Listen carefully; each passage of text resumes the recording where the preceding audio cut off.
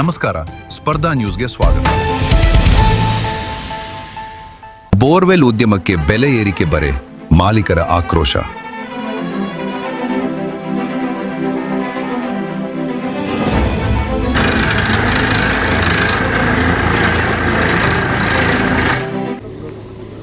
Hello, ನನ್ನ ಹೆಸರು ರಮೇಶ್ ಅಂತ, ಕಿಶೋರ್ ಬೋರ್ವೆಲ್ಲಿಂದ.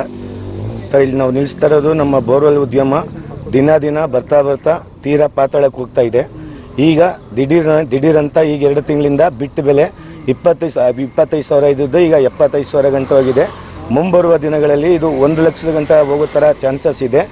ಯಾಮರ್ ಸಿಗ್ತಾ ಇಲ್ಲ, ಬಿಡಿ ಭಾಗಗಳು ಸಿಗ್ತಾ ಇಲ್ಲ. ಆಯಿಲ್ ರೇಟು 1,000 ರೂಪಾಯಿ ಇದ್ದಿದ್ದು 1,50,000 ರೂಪಾಯಿ ಆಗಿದೆ. ಆಮೇಲೆ ಡ್ರಿಲ್ಲರ್ ಡ್ರೈವರ್ಗಳ ಸಂಬಳ 40,000 ಇದ್ದಿದ್ದು 60,000ಕ್ಕೆ ಹೋಗ್ತದೆ. ಮತ್ತು ಹೆಲ್ಪರ್ಗಳು, ನಮಗೆ ಕೂಲಿ ಕಾರ್ಮಿಕರು ಹೆಲ್ಪರ್ಗಳು ನಮಗೆ ಸಿಗ್ತಾ ಇಲ್ಲ. ತುಂಬಾ ತೊಂದರೆ ಆಗ್ತೈತೆ. ಈಗ ನಾವೇನು ಅಂದರೆ ತೀರಾ ನಷ್ಟದಲ್ಲಿದ್ದೀವಿ. ನಮಗೆ ಒಂದು ಅಡಿಗೆ ಏನು ಖರ್ಚು ಬೀಳ್ತಾಯಿತ್ತೋ ಅದರಲ್ಲಿ ಅರ್ಧ ಭಾಗನೂ ನಮಗೆ ಸಿಗ್ತಾ ಇಲ್ಲ. ನಮಗೆ ಸಿಗ್ತಾ ಇಲ್ಲ. ಈಗ ನಮಗೆ 200 ರೂಪಾಯಿ ಒಂದು ಅಡಿಗೆ 200 ರೂಪಾಯಿ ಮಾಡಿದ್ರೂ ಲಾಸು ಆ ಥರ ಇದೆ. ಅದಕ್ಕೆ ನಾವೆಲ್ಲ ನಮ್ಮ ಬೋರ್ವೆಲ್ ಸಂಘದಿಂದ ಒಂದು ಕಡೆ ಗಾಡಿ ನಿಲ್ಲಿಸಿ ಬೆಲೆ ಏರಿಕೆ ಮಾಡ್ಕೊಂಡು ಈ ಗ್ರಾಹಕರುಗಳಿಗೆ, ರೈತರುಗಳಿಗೆ ಎಲ್ಲರಿಗೂ ಒಂದು ಮನವಿ ಮಾಡ್ಕೊಂಡು ಅವ್ರಿಗೂ ಸ್ವಲ್ಪ ಜಾಗೃತಿ ಮೂಡಿಸ್ತಾ ಇದ್ದೀವಿ. ನಮಗೆ ತುಂಬ ತೊಂದರೆ ಆಗಿರೋದ್ರಿಂದ ನಾವು ನಿಲ್ಲಿಸಿದ್ದೀವಿ. ಇಲ್ಲ ರೈತರಿಗೆ ಇನ್ನೂ ಅನಿರ್ದಿಷ್ಟಾವಧಿ ಕಾಲ ನಮ್ಮದೆಲ್ಲ ಒಂದು ರೇಟದ ನಿಗದಿ ಮಾಡ್ಕೊಂಡು ಮುಂಬರೋ ದಿನಗಳಲ್ಲಿ ಮತ್ತೆ ಗಾಡಿ ಎತ್ತೋಣ, ಗಾಡಿ ಓಡಿಸೋಣ ಅಂತ ಅಂದ್ಬಿಟ್ಟು ಜನಗಳಿಗೆಲ್ಲರಿಗೂ ಗೊತ್ತಾಗಲಿ ಅಂತ ಹೇಳ್ಬಿಟ್ಟು ಇದು ನಿಲ್ಲಿಸ್ಬಿಟ್ಟು ನಮ್ಮ ಬೆಲೆ ಏರಿಕೆ ಮಾಡೋಣ ಅಂತ ಹೇಳ್ಬಿಟ್ಟು ನಿಲ್ಲಿಸಿದ್ದೀವಿ.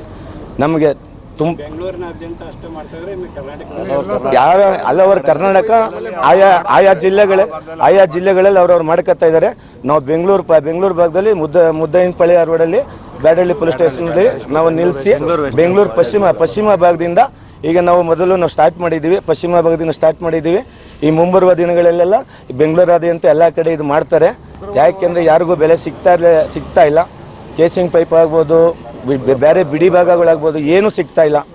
ತುಂಬಾ ಬೆಲೆ ಜಾಸ್ತಿ ಆಗಿರೋದ್ರಿಂದ ಈ ಥರ ನಾವು ನಿಲ್ಲಿಸ್ಕೊಂಡು ಒಂದು ನಿಲುಗಡೆ ಮಾಡ್ಕೊಂಡು ಒಂದು ಬೆಲೆ ಏರಿಸ್ಕೊಳ್ಳೋ ಅಂತ ತೀರ್ಮಾನ ಮಾಡಿ ಇದು ಮಾಡಿದ್ವಿ.